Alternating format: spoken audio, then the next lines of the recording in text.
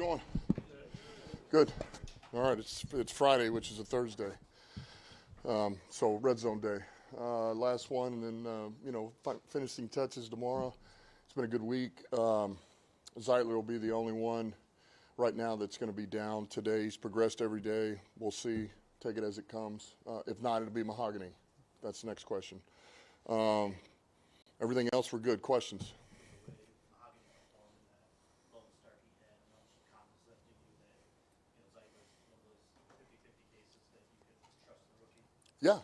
Yeah, we thought that was a good showing by him, and it's worthy if it goes there to give him a shot, But then there again, we got Yodi as well. He's played playoff snaps for us, and we trust him as well. So we feel like we're in good hands.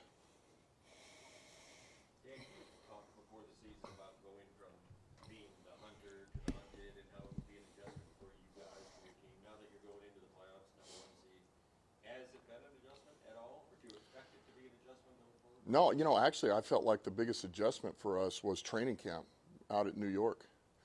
That was the first real taste of, kind of the perception. And I thought the Giants, man, they practiced hard. They brought it. It was a lot of energy, a lot of juice, and I thought that was good for us to get that. And it's like now you know what what it's going to be like all season. And we've handled it. I mean, we handled it well. And I don't feel like we know we're going to get everybody's best shot. We know that every week. And it doesn't matter if it's who we've played, what week it is. And our guys understand that. And I think the most important thing is it doesn't matter where you're at, where you're seated, how many wins you have. You got to stay hungry. And our team's hungry.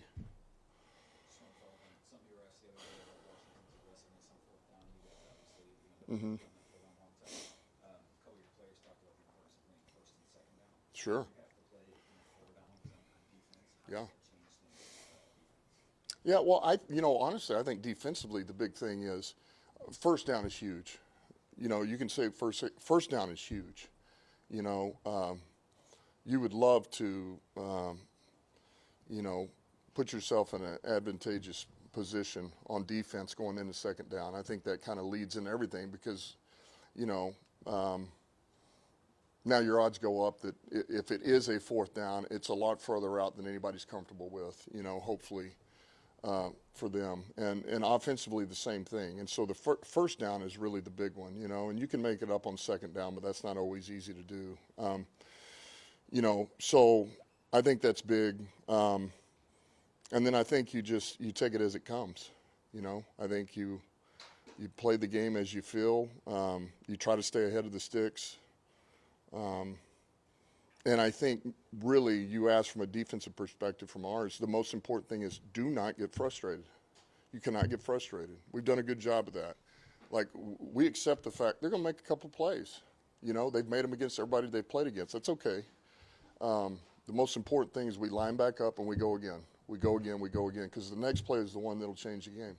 In another context, just adding on to that, when you think about how last season ended in the playoffs, the first playoff game, what's the redeeming lesson from what happened in the playoffs last year? Yeah, I don't know if there's anything redeeming other than, I think there was a lot of things and that went down and happened in the second half. And I think really once you get in that moment and, you go against a team who's been there time after time, playing at a high level, really good football players, San Francisco, and, man, they willed that to happen more than we were able to overcome and made the plays in opportune times, and we didn't, and it was they made plays and we also did not make plays.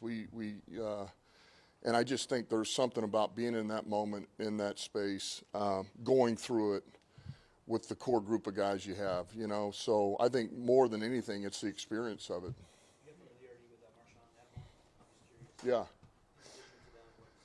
Yeah, I got a lot of respect for Marshawn, having him at New Orleans. I think he's a heck of a football player, man. He's feisty. He's competitive. The physical attributes he has. I mean, he's he can run. And he's got hands, he's got ball skills, he can flip his hips, all that. But it's really the competitiveness, man. That's what you appreciate about him. So he's helped them. He's a good football player, and he's somebody we got to be aware of. You had Zach Ertz in here last year. Yeah. He would have won that championship game. He would probably play. Mm-hmm. You guys try to keep him, and how good is he? Yeah, he's. I'll tell you what, he's a weapon for them in the red zone. That's where he really, really shows up. And then there's been some critical fourth downs, third downs where he's shown up out in the field, the pass game. You know, some of these where he gets matched up one-on-one.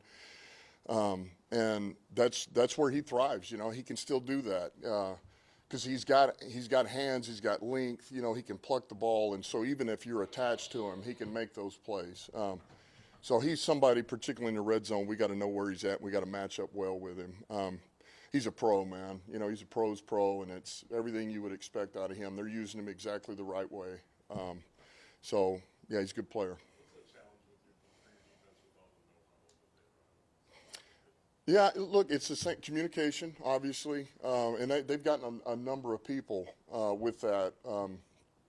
You know, they're back to the ball, and then they're running personnel on straight to the ball, and then here they go. And I would tell you, there's a number of things that have come up where they're not holding the football, you know, and that's a substitution. So we'll be on that. We'll talk about all that pregame. We're going to be able to sub. We'll be able to sub, get in the packages we need to, and really it's when we have our groups that come in, we know we're matching immediately. We're not getting in a huddle. We're hearing the calls. We come out and we're matching them because then the official will get out and we're ready to play. We've been working it, talking it, seeing it, but it's challenging, you know, because they'll do some third down now where they run out a jumbo tight end and he's like reporting and running and putting his hand in the ground and it's unbalanced, and, you know, they're pretty creative with all that.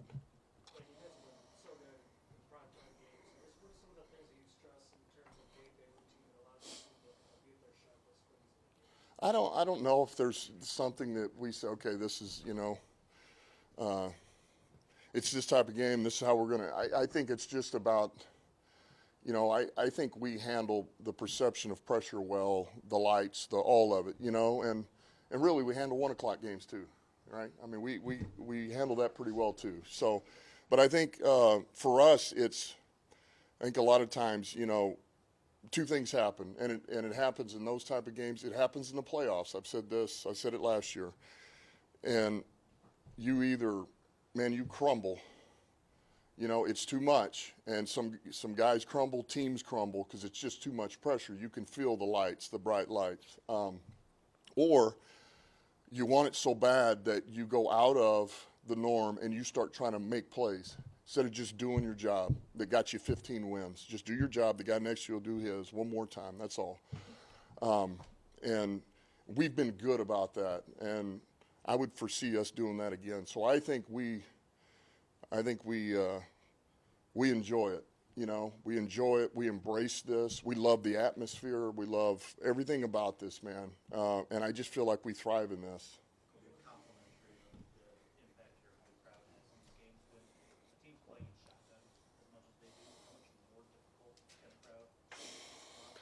Well, I look. It's a norm for them. It's you know, certainly something that they do time after time. They've played in some games where they can't hear, you know, and they'll do a lot of the clap cadence stuff like that to where they can hear.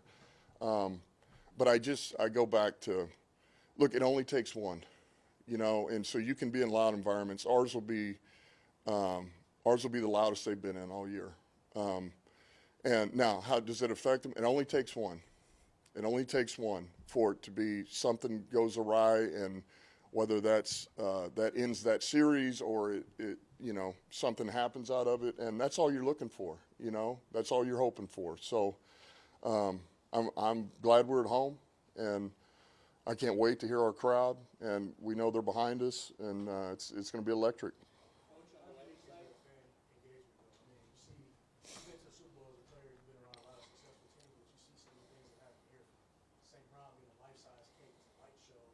Yeah. A lot of things the fans are doing. How unique is that? Well, how these fans are engaged with the team? How do I just say that? Yeah. It is unique, and I go back to look. It's one of the things that was. I go back to this. It was one of the things that for somebody like me was appealing about playing here, wanting to play here, and coach here. this is a sleeping giant for football. And they, Pistons have had success, Red Wings have had success, but the Lions have never had success. And just to be able to unlock everything, this is a sports town, and for everybody to feel like they're a part of it. Like, man, this is our team, and they represent us, and what they're about and the way they play. We can stand behind that. And so every little thing that comes up, the St. Brown people are dyeing their hair now. It's pretty cool, and we feel the love, and we appreciate it. We do.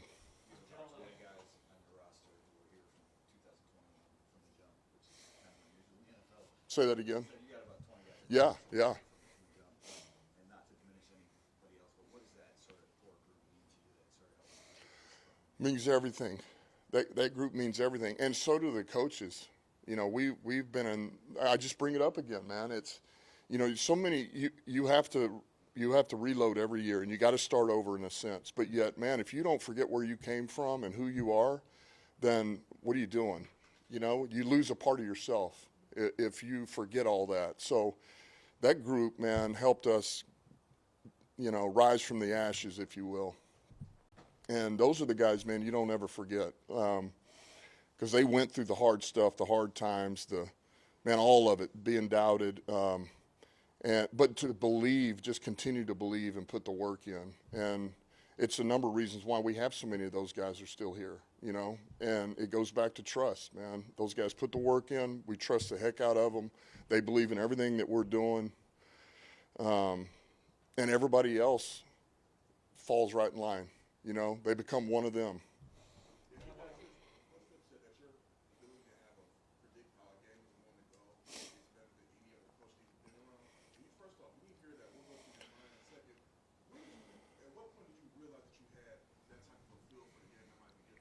Well, I don't know. I appreciate Phip saying that. I don't know about all that. I don't know. I try to, like anybody else, you watch game after game after game of the opponent. You know yourself well enough to understand where you're at and what it's going to take and where your matchups are at. And I think you do your best to foreshadow where you think the game's going to go. And, and then you tell the team, you tell the coaches, you tell the team, this is where I feel like it's going to go, and if we're in this situation, this is how we're going to handle it. This is what we're going to do. And sometimes it happens, sometimes it doesn't, but do the best you can.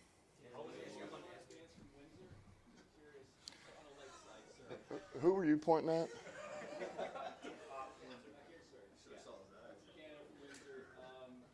up on the question earlier, you have a lot of fan base in Canada, in Windsor, of course. How does it make you feel that our people, our fans, have embraced you and your team? Yeah, it's awesome. It is, and right across the river, man. So they're all a part of this too, and I know it's no different than, you're here and you're upstate, you're down in Texas, you're South Florida, you're across the river. We got fans in Mexico too. I got something on that, So, man, we appreciate them, and we know they're out there as well. When you go down the line, Wojo, Jared, Sean, John. When you look for players or people, whoever, to fit into your culture, I know you have certain traits you look for. Is there one non-negotiable, one thing that you have to have? Yeah, well, you got to be competitive. I mean, that may be a no shit statement. Excuse my French, but you better be competitive, because otherwise I don't know what to do with somebody that it's hard to teach somebody to be competitive. Either you have it or you don't. Jared, how have you seen Al-Qadim Muhammad continue to grow throughout the season, and what can you say about his mindset when he's out on the field? Mr. Muhammad? Yeah. Dude, he's grown. As a matter of fact, we were talking about him yesterday. He came up in the defensive staff room. Man, we really feel like over the last 3 weeks, he's gotten better and better and better.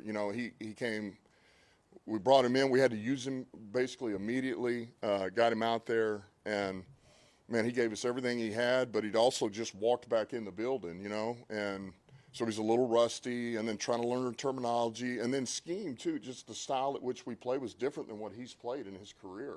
We asked him to do things a little bit different, and so there was a growing period for a veteran guy.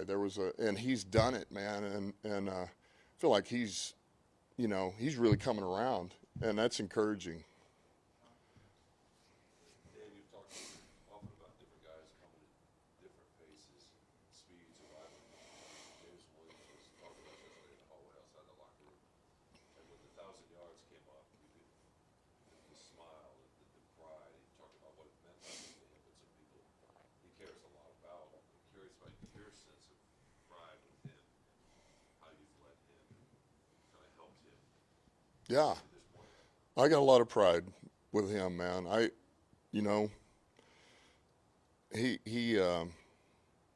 He's one of those guys, man. I love that kid, and because he's had to endure a lot, and and look, some of it his own doing, and he knows that, and that's what I appreciate is that he's, it took him a minute to buy into what we were doing. He can be a little hard-headed, and it's also why you love him. It's why I love him. But man, he's learned along the way, and he's grown. And honestly, you want to say, what is the best thing he's done? Is that, man, when he dropped the armor and he endeared himself to his teammates. He became part of the team, and that took place last year. Towards the end of last year, you could start to feel it. And it's only gotten better and better and better. And every one of these that's happened, he's grown, he's learning from it, and I love where he's at. I really do. I'm proud of him. How did you help him drop that? Oh, I don't know if I did anything about that. Look, you try to tell him what's on your mind. You try to give him the reality of the situation. Tell him what you think about him. Give him the good and the bad. Be honest with him. And tell him where you really believe he can go, and what you think he is. And then the rest is up to him. And look, we've got an unbelievable support staff. Antoine does a great job. Ben Johnson, Sean Pugh, and Jessica. I mean, there's so many people involved. St. Brown, Leaf. I mean, we've. But man, I said this last year. He's part of the herd now. He's part of the stock. I mean, and that's the best thing ever. Yep, I did want to ask about Jared Goff. How's it looked in practice this week, one? And then the other thing is, from a head coaching perspective, we all know his mindset, makeup, the playoff success he's had. But from a coaching perspective, what's the next step for him from being a guy in his prime to potentially being a Super Bowl winning quarterback? Yeah, well, he's been great this week. I mean, practice has been, man, it's rare when he doesn't have a good practice, and they come up every once in a while, a day, and then it'll always bounce back if that happens the next day. But he's been good. He's been really good all week. And you asked the next step. It's the same step for every one of us. Same step for me as a coach, for the coordinators, for him as a quarterback, for St. Brown as a receiver, for Alex Anzalone as linebacker. Just do your job. One more game here, and then we'll worry about the next game. That's it. You just keep playing at a high level, get us in the right play, and understand that it's not all about you. We don't live and die by one player, one coach, no nothing. We work as a team, as a unit, and trust the guy next to you. Just curious, we've seen and discussed, the power of the running back and how that's a positive for an offense these days in the NFL. But when you look back to planning for this, did you envision the tandem of Junior and David being as powerful as it is compared to the rest of the league? Yes. Yeah. David, I told you this from the get-go. David, we were fortunate to be in the division with him, and he was a pain in the rear. I hated playing against him because I thought he was a hammer. I thought what we get, and we've got even better than that, and I thought he was a good player. But just a tone setter, heavy, great feet, can cut, finishing power, can protect, receiver out of the back, so can do it all. But he's a hammer. And then when we saw Gibbs, when Brad and I saw Gibbs, I mean, we were blown away. We saw the fit immediately. And so the thought of having it for us, it was always about a 1-2 punch, And I mentioned my time as a player when I was in New York. We had Ron Dane, Tiki Barber, and then and then Sean Payton was the offensive coordinator, and then New Orleans we had Mark Ingram and Alvin Kamara, Latavius Murray, Alvin Kamara. So just having that 1-2 punch, and they're a little bit different, but they're both productive, was huge, man. So, yeah, I did. I did. Yep. Yes, he is. Yes, he is.